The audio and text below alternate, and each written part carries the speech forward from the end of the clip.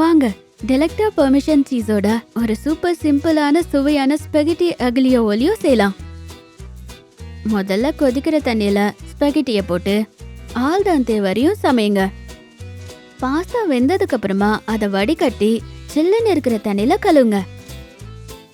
ஒரு பெரிய கடாயில எக்ஸ்ட்ரா வர்ஜின் ஆலிவ் ஆயில், பூண்டை ஒல்லியா கட் பண்ணி 2-3 நிமிஷம் வரையும் வறுத்துக்கங்க. இப்போ சில்லி ஃபிளேக்ஸ் போட்டு அதையும் நல்லா வறுத்துக்கோங்க. அதுக்கப்புறமா ஸ்பெகட்டி போட்டு மிளகு தூளையும் தூவிட்டு தேவையான அளவுக்கு உப்பு தூவி அதை நல்லா மிக்ஸ் பண்ணுங்க.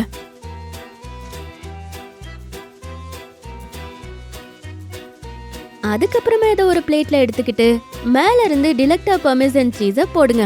உங்களுக்கு எவ்வளவு வேணுமோ அவ்வளோ போட்டுக்கலாம். அதுக்கப்புறமா மேல பாஸ்லி வைங்க. ஸ்பெகட்டி Aglio Olio பார்மெசன் சீஸோட ரெடி ஆயிருச்சு. இப்படி சுலுவான சுவையான ரெசிபியை தெரிஞ்சுக்க D'lectaவை சப்ஸ்கிரைப் பண்ண மறந்துடாதீங்க.